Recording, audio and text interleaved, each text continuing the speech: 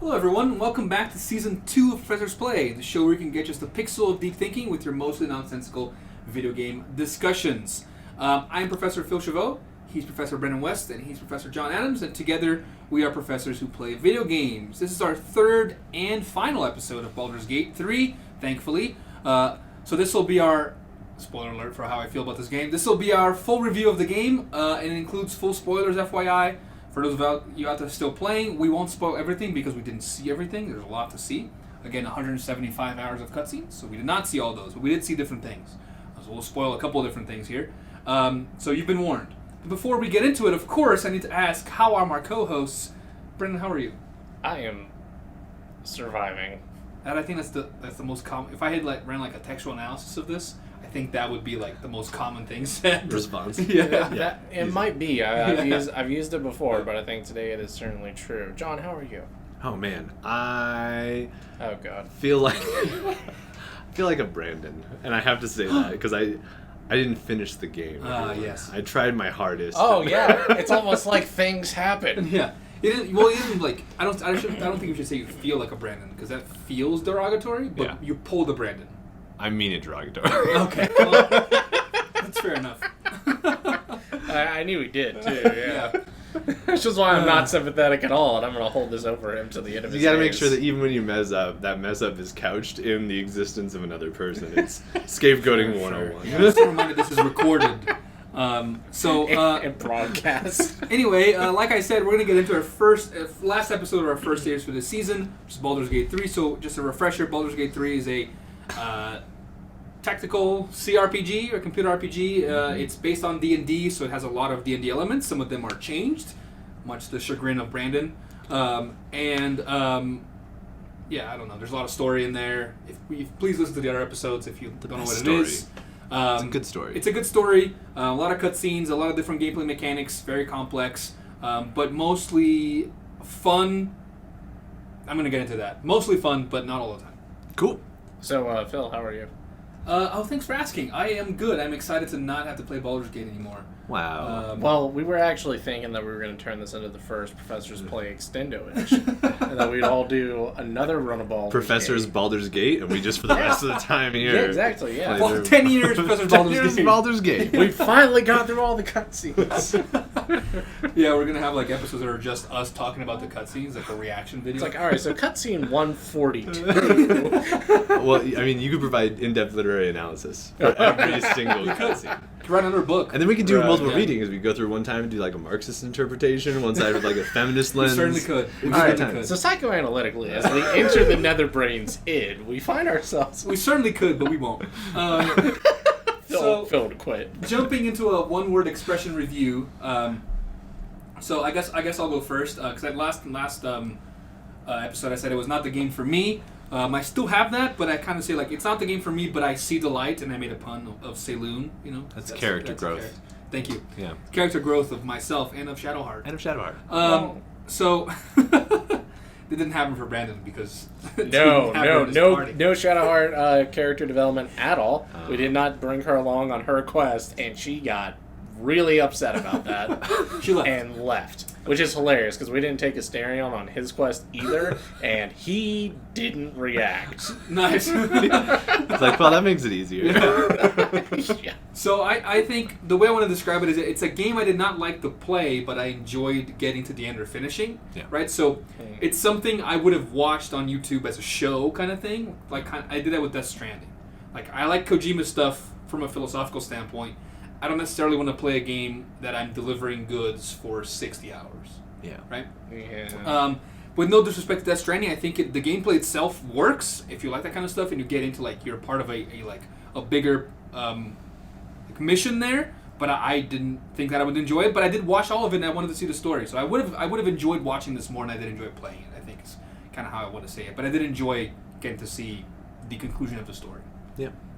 I think I described the game as the Starbucks of D&D, where it's if somebody's I've never played D&D before, I don't know what coffee is, I think it's a good first, I'm going to give it to you, this is going to give you a good overview of the game, it'll give you a feeling for what D&D is, and it'll give you a really immersive story with active characters. But I think anybody pretending that Starbucks is the best coffee on the planet is barking up a crazy tree, right? Like there's better coffee out there, right? Yes. It's good. It's a baseline. It's fine, but like, it does leave you wanting sometimes real D&D. So what you said here is like you could probably still make better coffee at home. Yeah. Which is because you can make a better D&D at home. I think the slight difference or something we can adapt is like, because when you make coffee at home, you might still use Starbucks like coffee. Yes. You just like enhance it somehow Yep. with a better grind and stuff. So you could still make a D&D game based off of Baldur's Gate lore. Absolutely, and their settings, like, yeah. and even like we're gonna talk about this a little bit at the very end, but like, my dream for this game is that they release a character and map editor, right? Because if I could build my own campaigns with this engine, Super Baldur's Gate Maker, yeah, and there would be a million years of that game. A million years of Super Baldur's Gate Maker. Because I feel like what it's really missing is the reactivity, and we'll talk about that a little bit. Yeah. Brendan, what do you got? Mine was not nearly as pithy as John's here, but fun, but not as fun as it could have been. I've got some disappointments, but overall I did enjoy the game. Do you think it's similar to like, because it could have been more like D&D, or were you missing D&D? Yeah, I think John hit the nail on the head pretty well. I hate when John's right. It's the worst. It's pretty bad, but it does happen more often than not, to his credit. But yeah, there's just a lot of things in this game where I was like, that's not how it works. It's like, characters don't lose their action when they get back up. Oh, that's the Why worst. do I bother resurrecting people at all, ever? Yeah, resurrecting people only works if they are going again, or if their turn is... If you have a second character going again after them. Yep. Because if not, they just get mauled. Exactly. And they have 1 HP or like 8. They get a bonus action. Oh, cool. Shadowheart can mass heal word people. It's but like if I like so if Karlach is really far away no because she else died, is. there's nothing she can do. She just she's HP. worthless. Yeah. She doesn't die very often because she has so much HP, but still. But I agree with you because like if it makes you kind of miss D&D, and it made me realize that like I don't want to play D&D, but I do want to play this game with other people. Yeah. Which I think is a large part of D&D. Right. So I'm not against it, but I'm saying like made me realize that like this isn't the kind of lore that I'm into, but I am into the playing with other people aspect of this sort of game. Yeah. Right. Because John and I played together for a little bit, and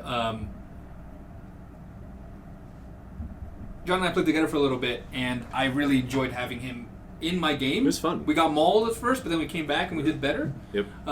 So I kind of want to do a Baldur's Gate extra official run with all three of us, where we have like some different motivations and stuff. But that'll have to wait because I don't feel like playing it right now again. So give the trauma time, Phil. seriously. Sorry, buddy. So I feel bad. This one was my pick. It was a good pick. You shouldn't feel bad. It was I'm a good really pick. glad. It was a good pick, and like it's in the zeitgeist, and it was a good experience. I enjoyed getting through it, but I would have enjoyed more watching it. It's like this is a piece of classic literature for you, Yes. right? Like, you're glad that you have read it, but you did not enjoy it. I think I would have enjoyed if we all played all the time as one. I would have enjoyed it a lot more than I did. Probably. Just need to be back in our college dorm rooms in undergrad. That was who this was designed for. Yeah, some of my students asked me, like, so why don't you still play FIFA? And I was like, I work. I'm an adult. Yeah. I do stuff. Barely, but I am. It's like I've got to pay, like, bills and stuff. I guess. It's a whole thing. It's all on auto pay. I don't even see the money come out. I just notice it's gone later. Oh, dude, that would scare the hell out of me. So we're just going to give you a quick story recap. So we had a point last week which was about how different stories can play out here. So how far we got, and I put how far we got here, and parentheses our endings because John didn't get an ending. Brandon, I'll let you go first here. So what was your ending, and give me a quick story recap. So this will get to the pixel depth of a branching story points, so I'll hold off on that for a moment. We got 2 endings because my friend and I who were playing, and by the way, yes, social experience definitely makes the game way better. Just him making fun of the fact that my characters are completely useless all the time. The RNG in this game, like, just destroyed me constantly. In my second playthrough, it's still doing it. I'm about to just roll up a divination wizard with the lucky feat as a halfling. So you never have to roll a 1 ever again. I am just never rolling dice ever and re-rolling everything else. Anyways, 2 endings here because we saved scum like crazy. In the first one, my friend role-played as himself. So he mind-controlled the nether brain and became the Absolute. Yeah, so the final boss is a brain that can control everyone as if they are... They can make everyone a hive mind. Total mind control. Total mind control, yeah. Yep, so he total mind-controlled all of the Absolute's army, including the rest of the party.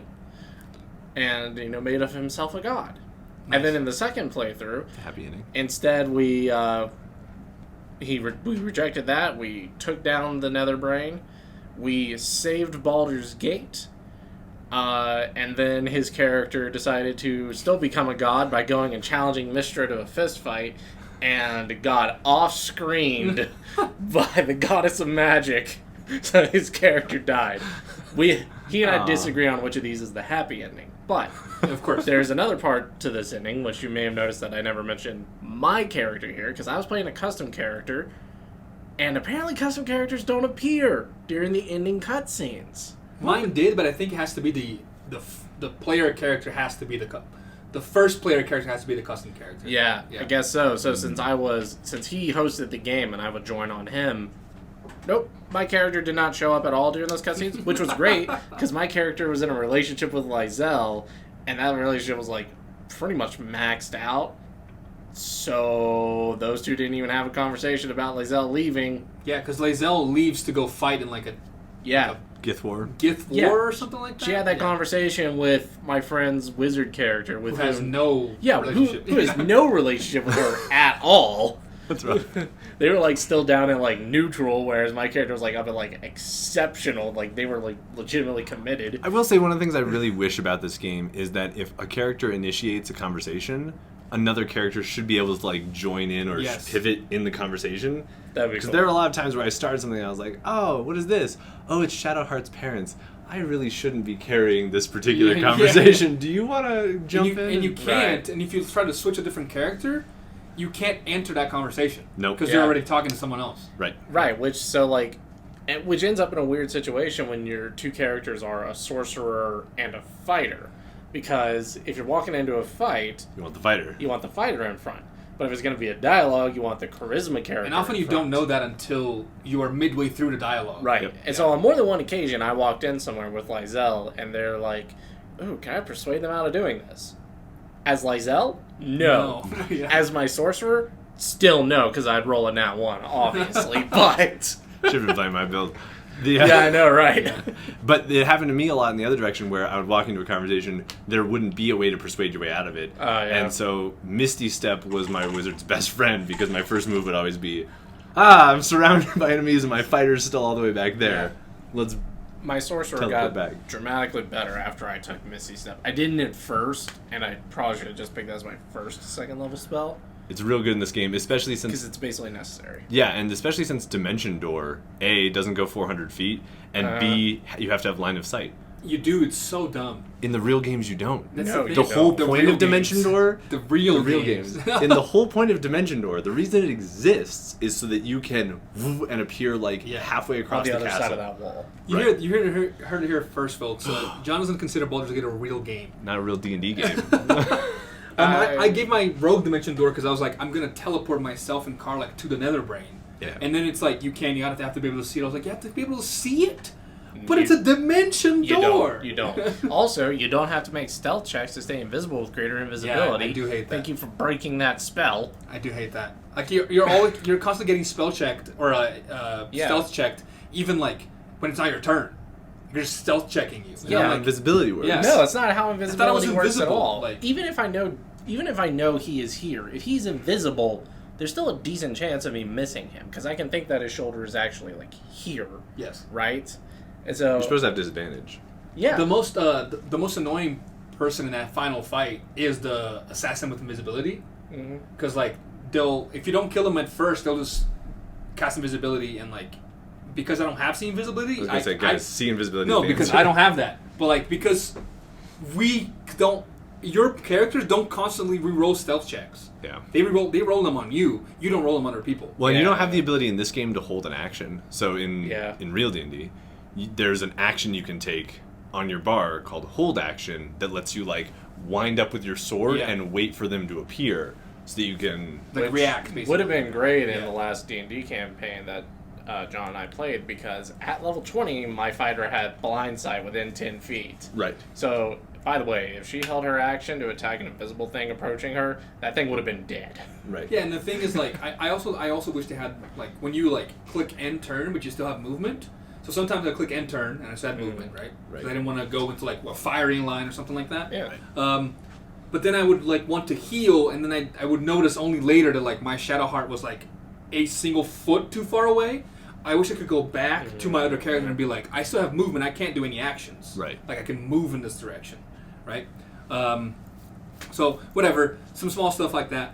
Not necessarily small, but, like, a lot of different things here that were different. But, so you had your Gale, which was your friend's character, try to become a god, in my ending as well. So, my ending, after we did everything, I'll get to how we did that first, but after we did everything, Gale, I had no relationship with Gale, Lae'zel, Shadowheart, and Asterion. No relationship. I mean, I had like, some of them approval was higher or not, but like, I didn't do any of their quests, right? Because you just beelined it to the end. Beelined it to the end, mainlined it, but I did finish it. Yeah. So, when I finished the game, and like, you're like, oh my god, you saved the city, and Karlach, who was my mind flayer, because I had to do that, was like, oh my god, I get to like live, which is awesome. So she got like a good ending. And then Gale was like, the crown is still somewhere here. I'm going to go find it and become a god. And I was like, Gale, you just did this and almost exploded yourself. What is this hubris? And it's like, you're mistaken. I'm not the same man I used to be. And he like leaves. And he's like, I'm going to try to become a god. Yeah. So I didn't see him get killed. He just like leaves. Oh, he just gets killed off screen. Asterion gets hit by the sun and runs away because he's still a vampire. Or a spawn of one. Okay. Shadowheart's like, it was cool being in your party, but my parents are still somewhere and I got to go find him. Leaves.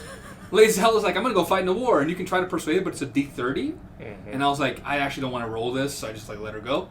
And then, so at the end of the day, my party was a powerless Will, Jaheira, of Mind Flayer Karlach if she wanted to stick around, and me. But that's because I didn't do it in the side quest.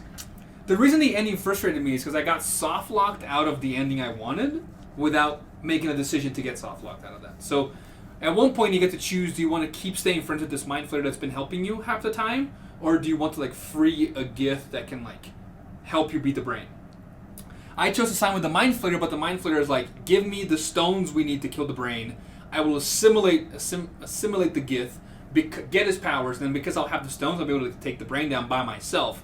And I was like, no. That's a terrible idea. That sounds sketch, right? So I'm like, you can go assimilate him, but I'm going to keep the stones. And he's like, all right, fine, whatever. You don't trust me. And I was like, I don't. Not at all. I trust him a little bit, not enough.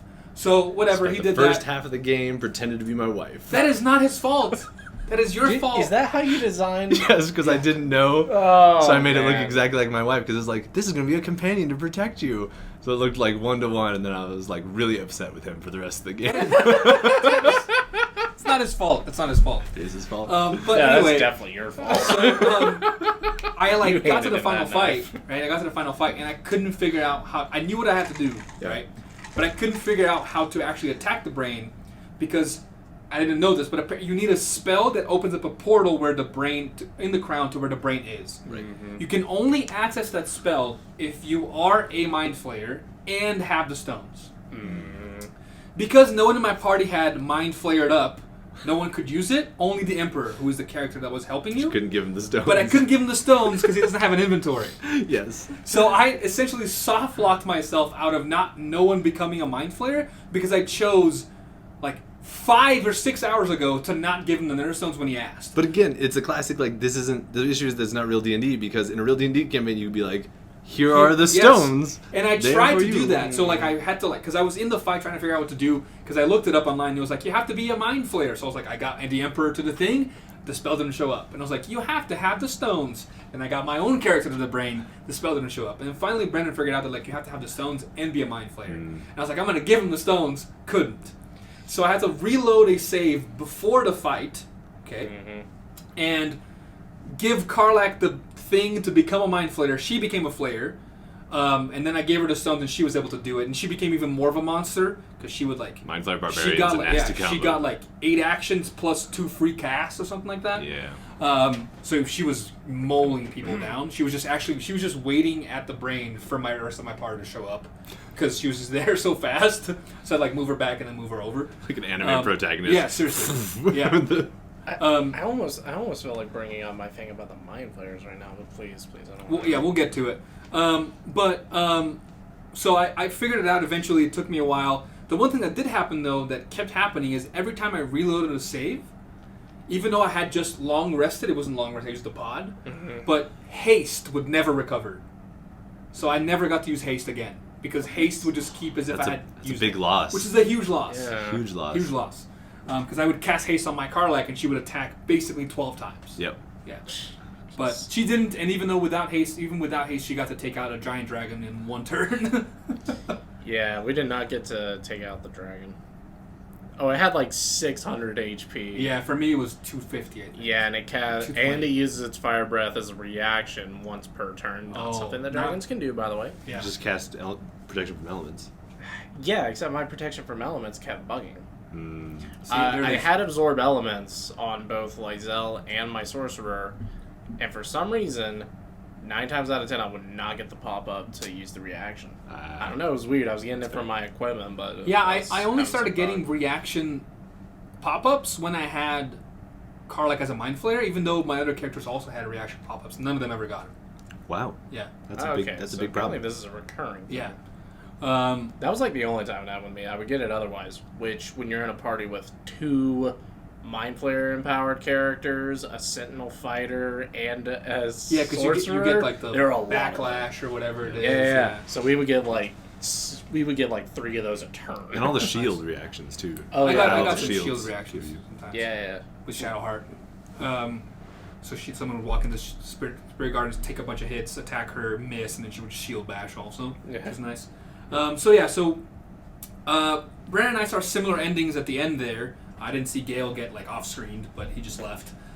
John, talk to us about your ending. So I got really far. So I realized like 4 days ago that I was like, oh man, I am not as far as I need to be, because I've really been stopping and like solving everybody's problems, helping out the city, like doing all of the side quests here and there. And so I have put time into the game. How many hours have you had in this game? I'm like 80 hours in. I finished in 48. Yeah, so it's a lot. Holy crap. So I did play my part here by doing a bunch of extra stuff, but I just didn't get that far, and some of the fights took me more than one try, right, to get through, even though I'm unbalanced. So I started speeding up. So I got to the final 3, and I realized I had to kill them. And so instead of like nuancing things, I would just walk right into their stronghold and be like, I'm gonna kill you. And as a level 12 wizard with a barbarian, you can do that. Yeah. Right? Like I'm much less squishy than I was. So I killed all 3 of the. I killed Orin. Killed what's his face? Gortash. Which again, we talked about. That actually wasn't the quickest way of doing it. No. Yeah. If you side with him, and then he actually keeps up his part of the deal, because you can run intuition checks to make sure that he's being honest. Yep. And then you get to the brain, and when he tries to help you take control of the brain kills him. It just melts him. Yeah. So that would have been much faster, because I decided to fight the entirety of the city.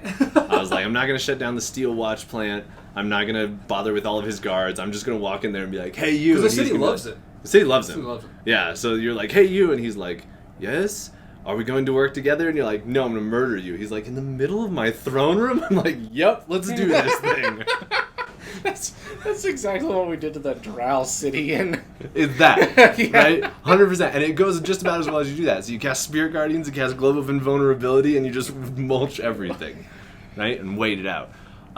It worked. I got him, and then I got to the Elder Brain, and then I was like, oh, now they want us to go to a second location. Never go to a second location. This is where I'm saving you're literally in the end game. There's one fight, then the final fight. Yeah, I'm there. But I think now that I didn't make it all the way through, I think I'm going to go back and I'm going to finish up the rest of the side quests that I had. Because they're so good. Yeah, because John did a lot more side quests than I did. I did like 2 or 3 side quests by mistake. Yeah. I thought they were the main quests, and I was like, oh, this is wasting my time. Yes. Although it is cool in the final fight, the more side quests you do, the more allies you can call. Yeah, I've got like 8 allies right now, because I've got Hallison, I've got Dame Allen, I've got... And I called Dame Allen the Harpers, which they do damage if you call them in the rafters up there at the fight. They can just snipe people. Yeah. What's her name? The Moon Maiden. Yep. She can heal like pretty well. Isabel. And then I had like the City Watch that I would just use to get mulched before my characters got mulched. Yeah. So I might go back and actually do that one properly. But then Arabella gives you like freedom of movement, like just all the time. You don't have to cast it at all, which is nice. So we had Dame Alan too. Alan? Aelin? Aelin, thank you. Except I got very tired of summoning her to help because Dame Aelin came in the fight, got dominated by a Mind Flayer. And then the next round she got dominated by a Mind Flayer. And then the next round she got dominated by a Mind Flayer. She does have horrible... She spent the entire fight, except for one round, dominated by Mind Flayers. She has horrible evasive. Like, she does not... She's a paladin. Why is she not getting her charisma She doesn't evade bonus? anything. But... Wow. I did think it was cool. I was watching a playthrough later to see like some of the other allies you can call, and the guy that we made kill himself, Irlander or whatever. The demon, yeah. Yeah, you can like. There's somehow. I mean, maybe if you kill Raphael first. Yeah. You can. He becomes your ally, and you can call him in that last fight. That'd be cool. Yeah. That would be cool. And I think that would be awesome. Yeah, we made him kill himself. I had Brandon to kill did him it the hard way. I had to kill him twice. He comes back in Raphael's final fight.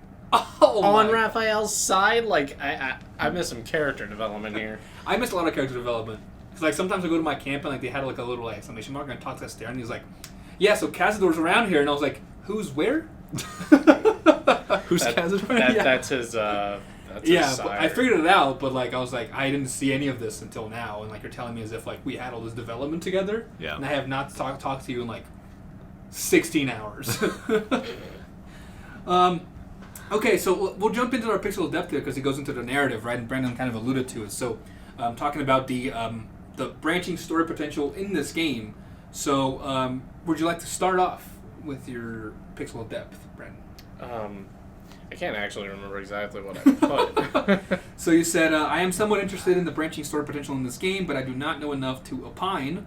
I am wondering, though, how much the story can diverge in subsequent playthroughs. Oh, yeah. So Phil's out here, like, calling me out on something I said I couldn't opine on. Yeah, so... You wrote it down. That is true. So I've only done the one playthrough so far. We're working on our second playthrough now, which is way more evil than our first playthrough. Though, quite frankly, playing with him, it kind of became mostly an evil playthrough. He'll try to argue with me about that later, I'm sure. It was evil, which is now more evil. No ambiguity this time. But I am really curious to see, like, how far one playthrough can diverge from another. So, like, I'm really interested to see, like, if the boss fights will change significantly based upon your decisions. Now, admittedly, I did encounter some of that by like looking stuff up to help Phil or looking stuff up to help us. And so there were some changes of like, do you have to fight the Emperor or not? Though incidentally his character arc makes no sense to me at all. It's like, I have been fighting the Netherbrain forever. What? You don't want my help? Fine, I'm gonna go back to the Netherbrain. Like, wait, what? Yeah, so like if you side with Orpheus, he will defect. He says like, "No, ever contact me again." So you think he leaves? He doesn't leave. He defects. He fights with the Netherbrain against you in the final fight. But his whole point was that he wanted freedom. Yes, exactly. But he goes back to the Netherbrain to spite you. Yeah. It's like that doesn't make any sense. It is the weirdest, like most abrupt, nonsensical character arc I've ever seen. He literally defects. It's not a leave. He doesn't leave. No, that's like a Saturday morning cartoon level of writing where you're like, well, if they're not with the good guys, they have to be with the bad guys. He should have just disappeared forever. Right? Yeah, like that's what I would do if I were him. Go back to playing. I'd be like, okay, I'm gonna go find another way to make myself a god. Yeah. Make him the villain of Baldur's Gate 4. I can talk to it a little bit because I did take a break in the middle to start an evil campaign with my brother, and I've been playing through like as a co-op campaign. Sure. And it is evil, and I will tell you that it does not diverge as much as you would want. Yeah, so this is the thing we're talking about, right? And I think this is where we're going to get. So this is like John's thing he wanted to bring up. So Brandon's interested in like how much can the story diverge, and I think what John and I were talking about is that if in quote-unquote a real D&D campaign, if I get to Act 1 and I'm like, you know what? I love these druids. I want to be here, live here forever. We're going to go take Baldur's Gate as a druid enclave and attack Baldur's Gate. Forget all the Chosen 3. We're just going to like brute force it. I could if I wanted to. Yeah. But I can't in this game. Nope. Yeah, Nice. and so there's this distinction that I think is worth drawing for Pixel of Death between like narrative choice, which I think this game has a lot of. You have a lot of different ways for the story to resolve itself, and branching choices for how the story feels and the different lines of dialogue, and moral choice. And the game doesn't have very much moral choice. It's very black and white, right? And like you can choose, like you said, you can choose to be like evil kind of, but you won't take a child's school money on the way to become the evil overlord, or you can be full evil and you'll take the child's money on the way to become an overlord. But there's really just like bad ending and good ending, and there's not a lot of variance, right? There's not a lot of like questioning or like debating morality or different options, right? And I get it, because it's a lot to program, and it's a ton to do anyway, and huge derivations in the plot that would actually lead to like new moral ideologies or quandaries would you'd have to create a whole new programming path. No, but I think everything. I think it's a fair critique, because they make you feel like some of these are moral choices. And like Brendan was talking about, like taking the illithid powers, they make you feel like if you do this, there's going to be consequences. And there really aren't. There are none. Right? No. So like you don't lose your soul, you just get more powerful, you get to fly. You gain a lot of additional abilities, which my players don't have, by the way. And yeah, there's basically just no consequences. Essentially, like, I felt like I just nerfed my characters by role-playing that, no, I actually want to keep my free will and not become mind flayers. And then so both of my friends' characters are over here throwing out, like, 16 spells a turn. Yeah, so this is an example of, like, the lack of gameplay and, like, moral consequences when they say there's going to be both. Right. So I think that if the game wasn't promising moral consequences, then it would be unfair for us to be like, it's too much a program. But the game is saying, like, you get to choose how you play. You role play. Do you want to be evil? Do you want to help these people? Do you want to help the goblins? Do you want to side with Minthara? And you have all these, like, theoretic and moral choices, but your character never feels different because of it. It never makes any difference. It never changes anything. And that's partially because your character isn't necessarily like a real character, right? Yes. They're their own. But it even comes down to choices when we talk about, like, different types of moralities or what would happen, right? Like, there's no version of this game where you become the evil overlord and the city ends up better. And I think in real life, there are some moments where, like, you could take a complete utilitarian mindset and create a utilitarian monster and say, no, I became the evil overlord of the city, but I did these 9 things, and now the city is actually going to prosper. And it would really make us, like, question how good of a moral virtue freedom is, right? And they don't do that. It's very Saturday morning cartoon. They're like, this is the bad guy, he does bad things, you stop him, and then, or you become the bad guy, which means you're bad. Which means you're bad. Yeah. Right? There's no gray area. Like you said, if you had the druids and the druid enclave was living in this, like, cloistered, semi-anarchist society, and you could say, well, no, the real evil of Baldur's Gate here is that we have a monarchy. Right? And the only reason Gortash can take over in the first place is because we've set up this false system where people are ordained by divine right and they get to rule over the people because reasons. Yeah. Right? And you could spend the whole game throwing, like, a revolutionary campaign against monarchs that would defeat the brain by proxy because there'd be nobody to sort of manage or run things. Mm-hmm. You'd have a completely, like, different moralistic center for everything that happens, instead of bad guys control, good guys give freedom. Those are the only 2 choices. And at every intersection you get to choose whether you would like to help people control people or help people be free. And one of them is clearly bad and one of them is clearly bad and one of them is clearly good, and there's no moral depth. There is.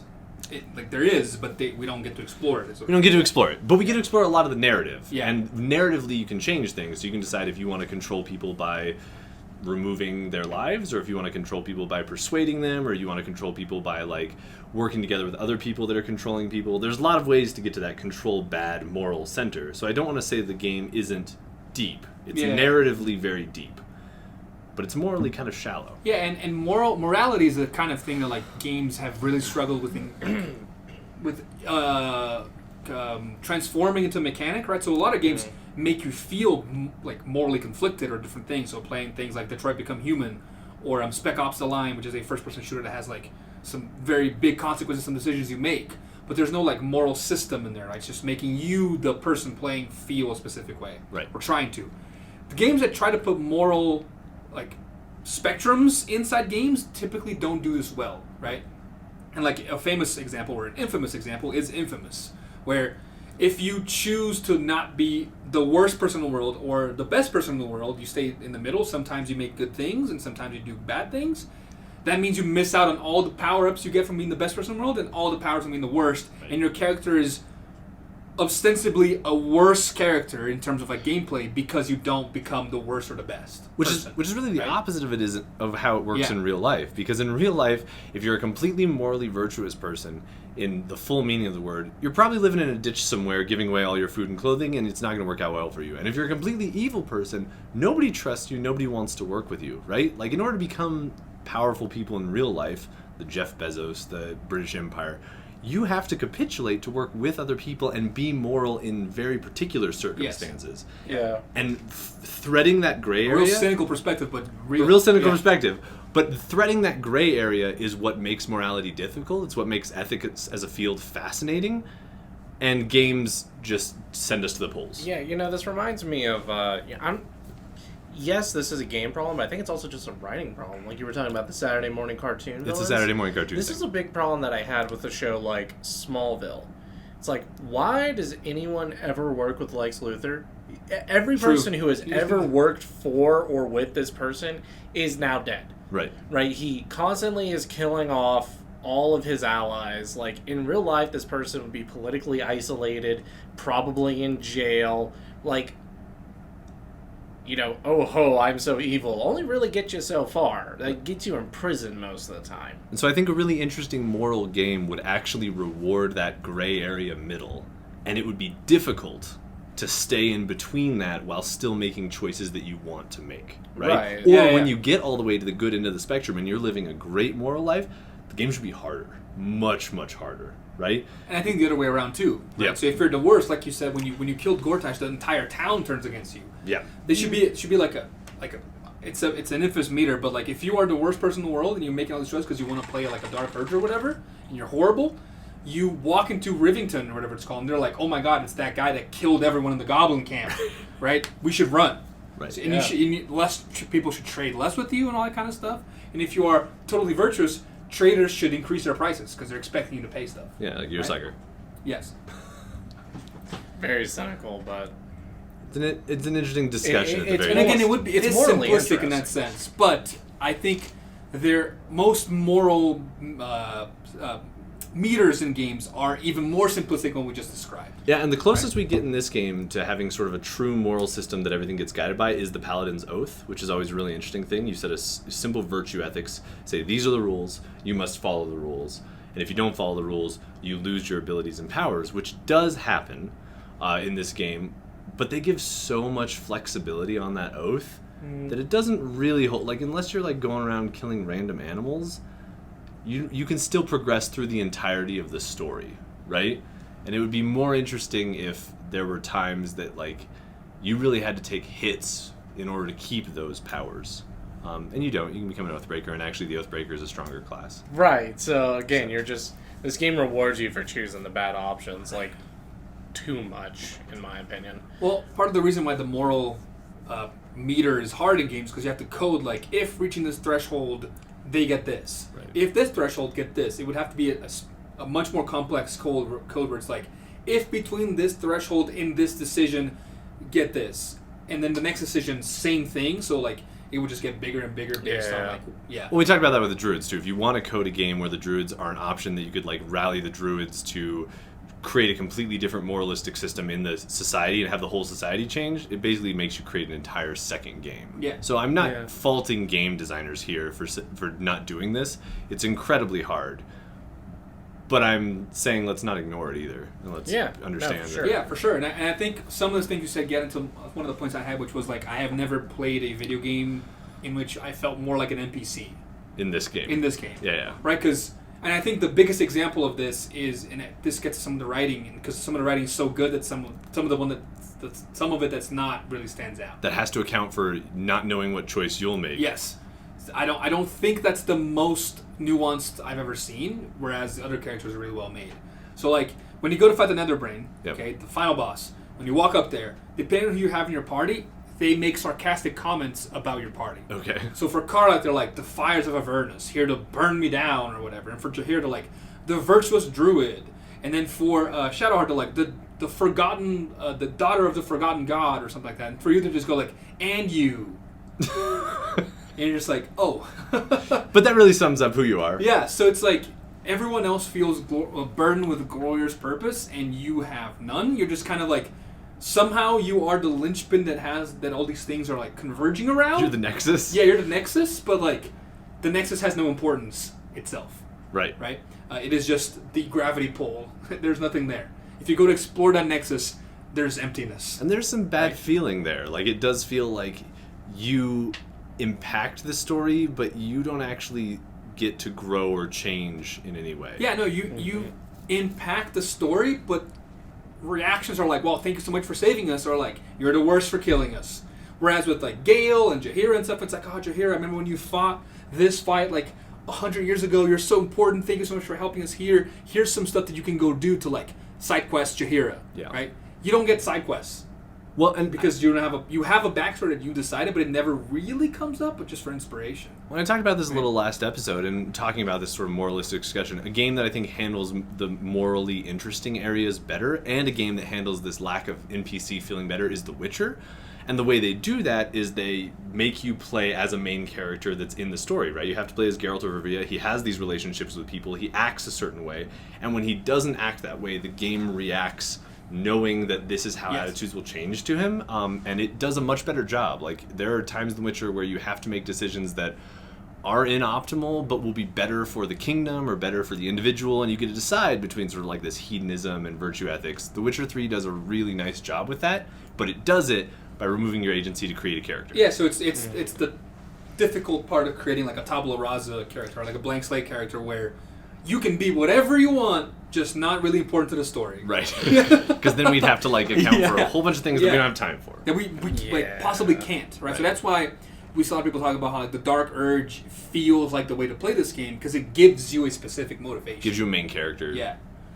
So it's not like not main character syndrome. We don't have that. It's more like we play a lot of the times we talk about playing games. This is from Grodal, I think his name is, from like 2000. He talks about why we like games because they give us the pleasures of control that we don't have in certain aspects of our lives. This game gives us that, but then also takes away our like main characterness, which is, I think, an interesting and more of like perhaps a philosophical discussion that can be had here. Well, in a game like Pokemon, like you have all these characters that react to everything your character is doing, and you're amazing. And here, your character's there reacting to what the characters are doing. And I will say that between the two, I much prefer this. Well, the thing I like think is having is active like, characters. They say like, all right, you're the leader. We go wherever you want, and you go to do their side quest. And like you said, you end up talking to Shadowheart's parents. But you should be like, I really shouldn't be having this conversation. Hold on, I'm gonna go get her real quick. You can't. You're just uniquely, you're like this strange combination of like uniquely altruistic and in full control of everything. Yes. So like, you have full control, we'll do whatever you want. And you're like, yeah, but you really want me to visit your parents, don't you? And they're like, yeah. And you're like, all right, let's go visit your parents. I think it's a situation of like the game or the potential like game you alluded to last week, which was like, or maybe 2 weeks ago, it's like, a game where the main character hates being the main character. Yep. I think it's kind of the situation we have here. Where like you don't hate being the main character, but it feels that way because none of your story is explored. There's no side quests for you. I mean, your story is just, I have a tadpole in my brain. I want the tadpole out of my brain. And the whole game prevents you from getting there, which is good writing, right? Yeah. To constantly do it.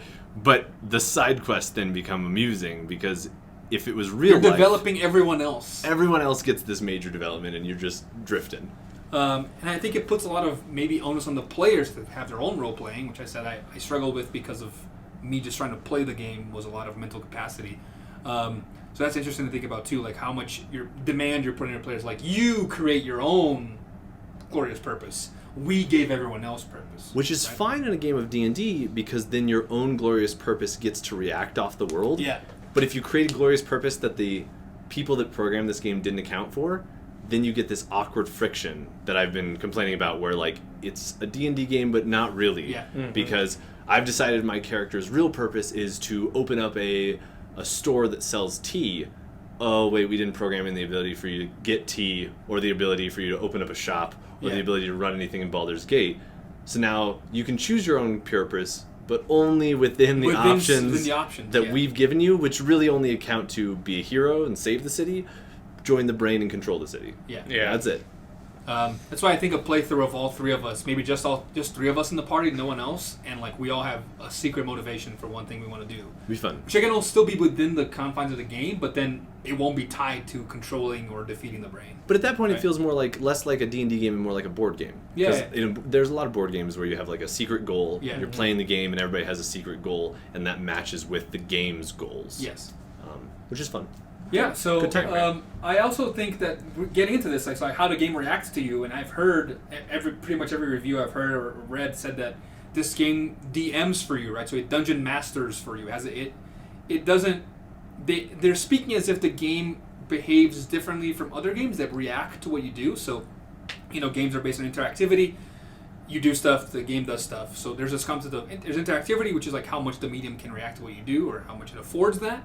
Or there's interreactivity, which is it's a different school of thought, but like the games aren't interactive; they just pretend to be because really they're just reacting to things you do, and you react to what they do. So there's no original action, so to speak. Right. So I'm just curious, how is this game any different from any interreactivity in other games? Because as we talked about, if I want to go take the Druids and take over Baldur's Gate with that faction by myself and not do anything else, I can't. If it was a dungeon master, it could be like, "This is what you want to do? Sounds good." Yeah. Right? So why are people saying DM for you instead of saying like the game reacts to you well or something like that? Well, it's one narrator, so you have your one DM who does make snarky comments and also like narrates whatever it is that you do. And I will say, like, I think this game does do a better job of reacting to your choices than most games. But that being said, not as much as a DM, right? And like, I think a crucial difference is that you have a relationship with your DM, right? If I'm DMing something, and we used this example before the podcast started, like, you said like, "Hey, would I be able to shoot these people from here?" You could ask me, right? And I would just give you that answer. Whereas in this game, it's like, okay, I can be able to hit people from here. Oh, actually, no, I cannot. Just spend 3 turns getting up. Yeah. And it's worse than no, I cannot, because it's not only no, I cannot, but now the game will punish you for it. Yes. Right? Yeah. So as we're talking about relationships, the game is in a fully adversarial relationship most of the time. Pretty much. Where it doesn't want to help you, it is trying to kill you, and any mistakes you make are your fault. And then it will kill you for them. Yeah, and that's not the case in D&D, and there have been times where I'm like, okay, you turn the corner and you meet eyes with a basilisk. What do? I swing my sword. Okay, you turn to stone. Yes. And then he's like, oh man, what should I have done there? And it's like, wait, you could have averted your eyes, right? Wait, you can do that? I didn't know that was an option. And it's like, okay, you know what? Let's retcon that. Would you like to avert your eyes? And that is a real example. That is a real example that I gave to one of my players. It was the first time they ever encountered something that could petrify them, and they didn't know that they could avert their eyes. They weren't like as versed in 5th edition as like. But their character might have known that. Right, but their character might know that, and also because I just think if you meet eyes with something like that and you start feeling yourself turn to stone, in a mythological world, you might kind of know like, oh crap, stop looking in the eye, right? Like there'd be legends about that kind of thing. Right. So, yeah, this game does not let you do that. Like, the retconning here is safe scumming. Safe scumming is the retcon. Yeah, I think, and this is something I was getting super frustrated with when I was playing next to my girlfriend trying to finish the game. That's when I was like, if they had like a divine pulse mechanic, which I have in Fire Emblem, that is like, you can go back a turn, and you have like a finite number of uses of that thing, would be much easier than me clicking quick save, load again, quick save, load again. Right? Oh, man, we quick saved like... Yeah, we saved so scum like I'm crazy. essentially using the quick save as a divine pulse. Just give me that as a mechanic, because you know it's going to happen. That's why you have the quick save in there. Right. Yeah. So I think that's why I think that like the idea of like, oh, this game DM. I love how this game DMs for you. Like it if you want to persuade them, you can. But like, I think it's a purely semantic thing. I think it's just because people are used to talking about this sort of game with DMs, and because there's a narrator who does make snarky comments and like sometimes. I'm gonna say tries to help you out, but like pretends to help you out. Where people are saying like it DMs for you, but I think it's more of like there are a lot more reactions programmed based on how much narrative choice you can make. Right. But it does not DM for you, because DMing for you would be like, if you were in a fight and I select, I want my narrator to DM, whatever, and you click like, go up here to get high ground, the narrator could be like, if you can go up here, but you might be too far to fight, and you're like, oh, I shouldn't do that. Right? That would be a game DMing for you. Yes. It is not doing that. Or one of my perennial favorites. So your character would know that X. As a wizard, you understand spells, and this spell doesn't work that way. You're going to end your concentration if you click this spell. Yeah. Instead of just ending it. Instead of just ending it. And you're like, oh yeah, as a wizard, this is my entire life. I would innately know that, right? Right. My character that plays a wizard, my person that plays a wizard 1 hour a week doesn't know that. Yeah.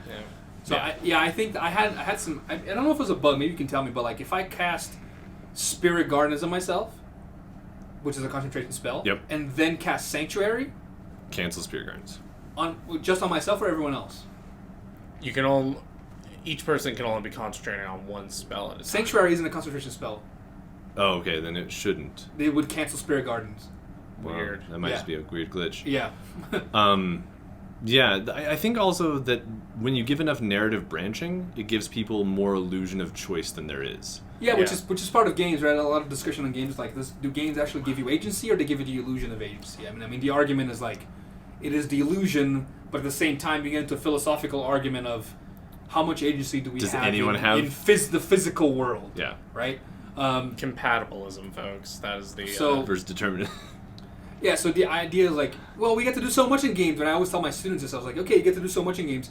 What happens if you're playing a 2D Mario and you want to go left? They're like, well, you hit the wall. And I was like, yeah? And they're like, well, you can't go that way. And I was like, why not? It's like, you're pushing the controller, right? You're giving your character agency, your self-agency to go left, but the game doesn't let you go in that direction. And I think that is the difference between games and real life, is that if there is a constraint on agency in real life, and I'm going to assume free will here because the argument gets messy if we don't assume some degree of free will. So we're gonna assume free will, make the philosophical move here, and we're gonna say that in life the agency is only constrained by the actual logic of the situation, right? Like, if I want to go left, the only thing that would constrain me from not going left is if there's actually like a wall there. Where in games there is false constraints, where... Well, they are real, they're programmed in though. They're programmed in, but they're false constraints logically, where they hold up within the game's programming, right? So video game logic. Yeah, video game logic. You can't go left here because we've dictated you can't go left, but you should be able to go left. Yes. And there's nothing constraining you from the logical narrative that has been set up, right? And the good example of that is like opening up a tea shop in Baldur's Gate. Like, Baldur's Gate has an economy, they have money, they have buildings, some people must be selling those buildings somewhere. There should be nothing stopping me from opening up a tea shop in Baldur's Gate, and the only thing that's stopping me is we haven't accounted for that in the programming. Or that was not something that, wasn't the scope of this game. And that is the difference between video game agency and real life agency, is that real life agency isn't blocked by illogical programming constraints. As far as we know, universes and computer simulation theory. Things get weird at the quantum level. But if we're not going with that, if I see a wall, if I see an opening, I can go to it. Quantum agency. Right? Yeah. You can't just throw quantum in the front of a word. And make it a real thing. So a lot of different, morality and some agency discussions here. So some pixels of death. We're going to jump from pixels of death to pixels of annoyance. So we're going to talk about some bugs and annoyances we saw. I'm going to let John go first. The door! He was really annoyed about a door. So you get down to the Ballast Temple, and you get all the way there, and I, again, was trying to sort of beeline to the end of the game at this point. So I walked in the Ballast Temple, they're like, tell us the password. I was like, no, and just killed everybody, right? And then I got all the way to the door, and they were like, you can't go through this door. But they wouldn't tell me why, and they wouldn't tell me what was missing, and nothing was stopping there, and I was like, I've cast knock on every single other door in this game. So knock is a spell you can use to unlock anything. Any door. Yeah. That's what it does. Yes. And like in 2nd edition D&D, there were occasionally things that you couldn't unlock with knock, but they would say something like, this is couched in immense arcane power that's too powerful even for your knock spell. Right? But this didn't do this. It just wouldn't let me cast knock. And every time I went to the door, it was like, this door is a weird door. It would say something like, this door has like a darkness. It does say that. Yeah. What does that even mean? And so I had to go online and look it up, and it turns out that you had to finish what I thought was a side quest. See, this is what I'm talking about. Sometimes you think they're side quests, but they're not. Because none of the quests actually have you in them. Right. So whenever you have a side quest, a main quest that feels like a side quest is because like, oh, this doesn't matter.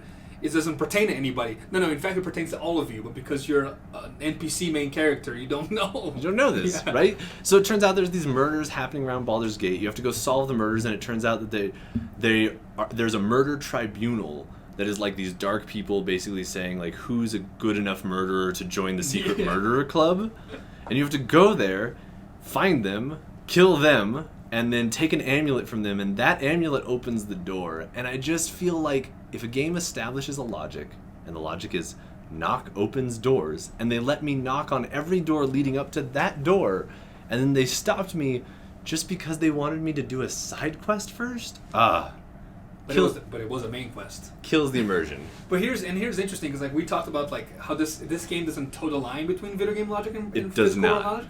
It chooses. It just arbitrarily decides this is a video game moment. This is a D&D real life. So some of the video game moments are like coup de grace, right? Like I'm gonna kill this character so you can't like revive it, or the door that doesn't work, when you want to switch participants in your party, you have to go back to camp and talk to them physically and be like, hey man, I need you to stay back, so you get to see them be sad, right? Whereas you can't just turn to Karlach and be like, hey, can you go back to camp and tell Asterion to come? We're going to need him to pick this lock. And also, the fact that you have this fact that I have to go back to camp to like change my participants or my party, but then when I click go to camp, I teleport to the Baldur's Gate Riviera when I was in the sewers. You are taking an aspect of video game logic and then melding it with real world logic and telling me like, well, you have to talk to people to get them out of your party. It's like, how did I even get here? We just teleported. Right. Like if you're going to make my life easier by using video game logic, cool. Let's just apply that across the board. Don't argue that you need to talk to them because that's how it would work. This is how real life is. This reminds me of a scene from Jim Carrey's movie The Cable Guy. They're at a medieval times restaurant, and Matthew Broderick's character is struggling with like the giant turkey leg. He's like, "Can I get a fork?" There were no forks in medieval times, hence there are no forks at medieval times. You don't have forks, but you have Pepsi. And she's just like, dude. Yeah, it's that immersion. And I'm sure that Larian feels the same way about these complaints. That Larian's like, dude, we had to do some things to make it. Yeah. But it is that. It's like but a fork would make my life a lot easier right now. Yeah. And you have the Pepsi. So why not give me the fork? Yeah, man? just give me the fork. The easiest way to access inventory for those characters not in your party is to pickpocket them. Because or else you have to tell someone else to F off, tell them to join your party, check their inventory, take the stuff, and move it back. Oh, that sounds like it's so annoying. So I guess I'm getting into my own annoyances now at this point. Phil's annoyance bleeds over. One of the things that happens like almost in every fight, I couldn't rescue people because they would clip through the floor. So it would tell me like you don't have a target to rescue, and I'm like, I am literally standing over them with their body highlighted. It says I can't do it. So they clip you through the floor. Right? I had someone clip into Shadowheart, and I couldn't attack them until they moved, and he just didn't move for 3 turns. Nice. So for 3 turns, we all just stood there, like, cool. Yeah. Brennan had this happen with a door. Yeah. Someone clipped through a door, and... Oh, my gosh. Just so annoying. It was in Gortash's keep. Pretty sure after we had murdered him. This enemy clips into a door, graphically, while still attacking my characters. And so I had Lizelle, who had a returning trident. So I'm like, okay, he's clipped into the door on this side, so that's giving him cover. I'm not going to be able to hit him. And this is one of the few moments where I kind of was able to spatially understand this game, so I was very proud of myself for a moment. And so I moved Lizelle to the side. I'm like, aha, now I can hit him. Nope, no, he counts as being totally in the door. He gets full cover. AoEs, is that your only option? Yeah, pretty much, yeah. He gets full cover from being halfway phased through a door because of a graphical glitch while still being able to attack me. He's a sick wizard and he can phase halfway into the Meld with stone. Yeah. He's got comedy, basically. It's like the most overpowered character there. I had another issue that was a few times I would have dialogue choices that were dialogue 1, agree with them. Dialogue B, you don't think that's a good idea. Dialogue C, not found. Literally said not found. And if I didn't click that, what? Right? So I didn't click that, so I missed on dialogue. And then sometimes I would have this thing where I would click a dialogue line, their action would happen of them saying the next thing, but I wouldn't hear anything, and my dialogue wouldn't skip forward. So then I selected the same option again, and it would just skip 2 lines in the future. And sometimes they'd be like, I can't believe you just said that. And I'm like, I don't know what I said. So that was pretty frustrating. Wow, I did not have that one. Yeah. I had also the haste not returning when I loaded back up. That's the worst one. That was the worst one. Yeah. Because that haste was integral to my strategy. Haste was so good. Haste on Karlach, Sanctuary on myself, Karlach go do damage, and then by the time Karlach was done with her turn, there was like 5 less enemies, so I could just, I then as a rogue could hide. Yep. Right? So it was, my entire strategy was based on Karlach taking out a bunch of people, me hiding with Sanctuary, and then attacking from the shadows. Yep. Or Invisible, and then Spirit Gardens and stuff like that. But I couldn't do it, because I didn't have haste. So I just cast Blur or something, which was still nice. But I guess. Brandon, you had a few you'd like to share? Oh yeah. So speaking of the Baldur's Gate annoyances corner. Speaking of the returning trident, sometimes it wouldn't in the middle of a boss fight. So she just became like bare hand? Yeah, so she'd throw the returning trident that's Clink, supposed to clink, clink, magically clink. return to her hand. Clink, clink, clink. And then she would like stand here. And then the trident, thankfully it never despawned, but it would just lay there on the ground. If it despawned, that would be awesome. I do feel like this is more realistic towards how it would go in real life if people actually made magic items. Sometimes I would be like, oh, yeah, we haven't patched that yet. Yeah, Occasionally, yeah. you throw it, it's like, cling, cling, and he's like, yeah, it does that every like 16th time. Yeah, and then that's a real I'm gonna hotfix that. GLaDOS thing to say. It's like, yeah, we need to fix that by testing you, see if you die, kind of thing. I mean, incidentally, I have given my players magic items in D&D before that, like, it's part of the magic thing that it fails, like, every so often. Yeah, but it should be in the description. But I build it in there. This was not a thing. This was a legendary trident. It's supposed to come back every time, and it didn't. Including in the middle of a dragon fight, where I threw it at the dragon, and it just landed at the dragon's feet, and I'm like, kind of need a weapon here, so pull out one of the other, like, 15. Which is an action. Which is an action, Yeah. so now I can't, like, attack on that turn, which is kind of a big deal. Yeah. So it's a like, big deal. stop screwing me I over. would have sometimes by where my getting it. inventory would like reset when I walk into a fight, so my rogue would walk into a fight with nothing. Nice. What? Yeah, so I had to like spend my turns selecting his items again. It Yeah. must have been much Yeah. worse. I think it was a Mac thing. It must have been much worse on Mac. Maybe. I didn't have any Maybe, of these but I issues. did have, like, my cloaks, like, sometimes just straight up change. Like, in the Yeah. last fight, I had cloaks with absorb elements on both Lizelle and my main character, and they kept, like, getting unequipped. Unequipped, yeah. I had that Or happen a I lot. wouldn't get the pop-up to cast absorb elements when the dragon kept breathing fire on me. It's like, Well, can I, I mean, like... This transitions nicely into my into our Roselia, Ferrothorn, and Baldur, Okay. our Baldur's Gate tradition, our Professor's Play tradition. So I'm gonna go first here because I think it's the cleanest segue in terms of I complain a lot, so I have less Roselia. So my Roselia is attention to detail, I guess. Like, it is very broad, a lot of narrative choices which I thought were cool. My Ferrothorn, I have several, but mainly this is way too complex and I have a hands-on tutorial option. Yep. Right? Like, or like a much more hands-on pop-up on screen that I can click on instead of disappearing after 3 See seconds. our whole first episode. See the whole first episode. Right. I didn't start somewhat enjoying the combat because I knew enough not to mess up until Act 3. So I was like 35 hours in or something like that. Yep. 30 hours in. That's what it takes. Some of the clunky and arcane controls we talk about, like the video game logic versus regular logic. Right. And just there was a lot of small bugs, and some of them were almost game breaking because I would get into fights and not have any items equipped. So I spend the first 4 turns equipping items. Right? Wow. If I wasn't in the That's a easy, bad I would have one. had to restart. And I didn't because I was like, I don't feel like doing that conversation again. Right. But and I was like, maybe I did something that made it an equip. I don't know. No, I didn't. No. No.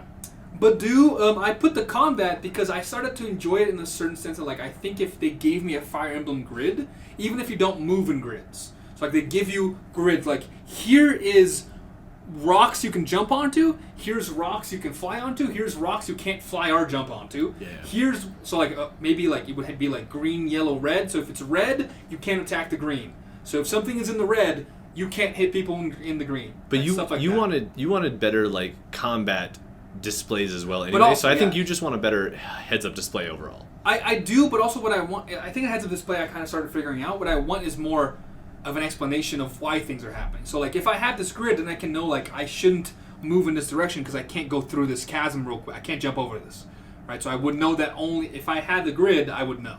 That also might be a solution to your tutorial issue. They wouldn't have to tutorialize as much if they, on beginner or easy mode, they gave more information visually. Yeah, if it was clear what I could use to move around. Yeah. But also I do want something like, I often had this. I thought it might have been a shield my equipment. It wasn't. I would be invisible in the shadows, attacking with the sneak attack with no one seeing me, and it would say, must have advantage. Don't have advantage. And I'm like, how? Right? Yeah. So, if you're calculating that I have this advantage, you also know why. Right. Tell me. Because then maybe I want to spend a turn gaining advantage, and like I'll unequip something, or I'll cast something to gain advantage. Right. Maybe I want to do that. Maybe I don't. Maybe I'll be like, I guess I won't have advantage. I'll just attack normally. Right. But if you don't tell me, I will never figure it out. Because there's so many systems. Right, so my score for this game is, despite thinking the attention to detail was great, and the story was mostly interesting, despite the NPC stuff of your main character, and the voice acting was amazing, I found the game aspect of this video game to be very difficult to engage with. So it's a game I would watch and not play. So I'm giving it a 6 out of 10. All right, that's fair. Brandon, what do you got? You mind if I see the script here? Sure. Because I don't remember what I put for everything. Okay, let's see. Rosalia. There's a lot of really cool stuff in here. I will say, like, one of the final fight encounters, even like as I was doing the fight, I'm like, this is really cool design. Yeah, the final fight was cool. I might have to take this because, like, you're moving up a tower while dodging airstrikes and swarms of enemies. Like, that's cool. There's a lot of cool stuff. A lot of cool characters. I agree. The voice acting is fantastic. Now, for my Ferrothorn, the balance is a problem, which I've talked about several times, and I don't like the story's direction. Like, the Emperor's character arc, it gets real Saturday cartoony. Yeah, if you pull up Orpheus, it makes no sense at all. That someone has to become a Mind Flayer really sucks. And then my Ferrothorn, look, release a patch to have some downsides to becoming a Mind Flayer, because right now... That's your Baldur. Oh, sorry, yeah, Baldur.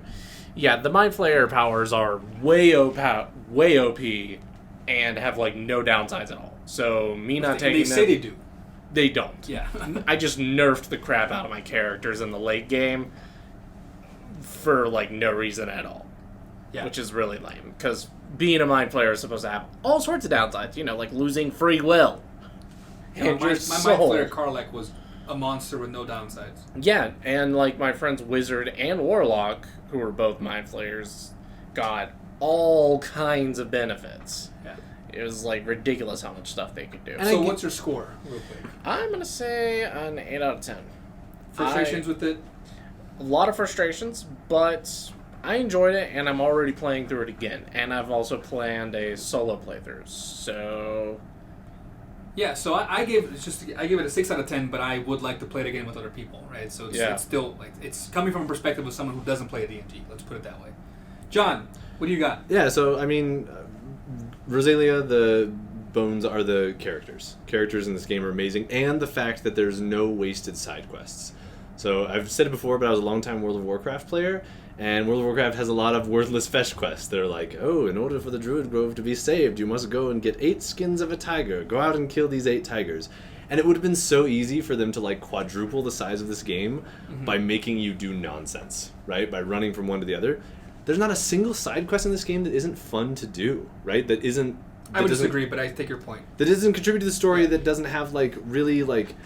new characters that do new things. There's no useless fetches. They all build and develop the world better. Everybody should make side quests like Larian makes side quests. It's great. Fair enough. Really loved all the side quests that I spent time doing. That's the Rosalia. Ferrothorn, I just really... It did start to grate on me. In the first episode, I was much more... And I think because my spell list was limited, I was much more like, this game is great. There are no problems. I love that this lets me do whatever I want to do. And I think if I had only ever played through Act 1, I might have given this game a 10 out of 10. Because all the spells I had access to in Act 1, which were just like Fireball, Burning Hands, you know, move stuff, were fine. As you got more complex spells that left more choices open, the game artificially restricted those choices, right? Dimension Door didn't work. My enchantments... Flying doesn't work the same way. Flying doesn't work the same way, and that was a big one. Like, In D&D, the advantage of flying as a wizard is that you can park yourself 90 feet above the fight and then fireball down on all the plebs who can't fly, right? Yep. And this game, you can fly, it covers distance, and it'll let you go over short obstacles, but you have to re-land on the ground. You're never off the ground. You can never remain off the ground. Yeah. Or like with your holy weapon, that you can travel 20 feet, but you can't stop halfway up a cliff with that 20 feet, where you should be able to. So the further I got into the game, the more I realized that like the freedom of options wasn't as free as I wanted it to be. Mm-hmm. Baldur, what did I say? Baldur. Releasing Super Baldur's Gate Maker. Oh, the Super Baldur's Gate Maker. I think this game could be perfect if you released it to the people. And I understand they probably won't, because Wizards probably would be very upset with them. Coast, yeah. Wizards of the Coast. The people that own D&D would be upset if they basically created virtual D&D online, because they would definitely want a cut of that. But if they released the ability to make maps, put characters in the map, record dialogue, or even just text dialogue out, and then you could play with your DM playing, it would be amazing, right? Because imagine like what Steam Workshop, and Steam Workshop still might do this, people will mod the game, yeah. But like, I want you to imagine what mods for this game will be like, yeah, right? Because you're going to have new stories, you're going to have new characters, you can create new things, you can create new stuff in Baldur's Gate, and all the things we're missing, the inability to create a tea shop, can be fixed if you give us access to the back end. Give it back to the people. Give it back to the people. Talk about a morality shift.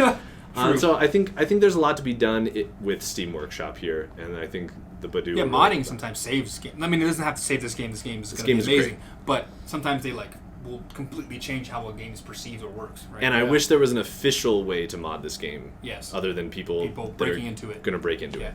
Yeah. So I give the game, and still, after all this, we've complained a lot, listeners. And Larian, if you're listening, I still give this game a 9 out of 10. I still think they did a good job. I don't want to play it. Yeah, it's so good, and it's so clean. There's a lot of bugs though. And it's so, even with the bugs, I think it's so far above what other games are being released at right now. Absolutely. Yeah. That it's phenomenal. So don't take this criticism as a... Yeah, Larian, if you're listening, which you definitely are, 100%. Keep doing your thing.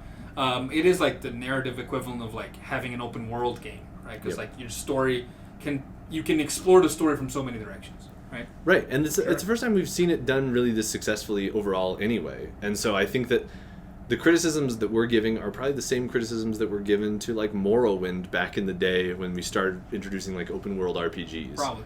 And so it's a great game. 9 out of 10. I will be playing it from now into the future for a long time. So we all enjoyed this game. Crucially, note that I did not say enjoyed playing in this game, but are mostly in agreement that there are some frustrations, even if these are not all the same. But I mean, we all had good experiences. We're glad we played it. We're going to keep playing it. Maybe we'll play it together later, and maybe we'll do something with that.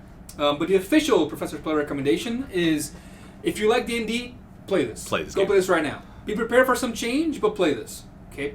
If you don't, or if you don't play, not that you don't like it, but if you don't play, and you don't want to spend hours reading books or getting into mechanics, watch some Here's How to Play Baldur's Gate for Beginners or playthroughs first instead. 100%. You'll likely see more content and understand how to play before you get halfway through Act 2, and it won't be as frustrating. Also, maybe don't select Tactician as a difficulty. Or an Arcane Rogue. Or play a fighter. Arcane Rogue work fine, but if you're playing for the first time, a fighter or maybe a barbarian would be easier. Yes. Yeah. That's the end of our BG3 series, Super Baldur's Gate Maker. Time to roll a final saving throw here. Probably won't succeed. Probably get bugged out, and I'm kidding. So thanks so much for the views and the support. We'll see y'all in 3 weeks when we have our first one-off special. So it's a single episode focusing on one game. We'll be discussing a game that has earned over $100 million in revenue in the U.S. this year alone. Holy cow. And that is Pokemon Go. We're going to play some Pokemon Go. We're going to with play other some professors. Pokemon Go. Other professors. Special guests. Hopefully. Until then, I'm Professor Phil Chavot. He's Professor Brennan West. And he's Professor John Adams. And we are professors who play video games. See y'all in 3 weeks. Thanks for listening.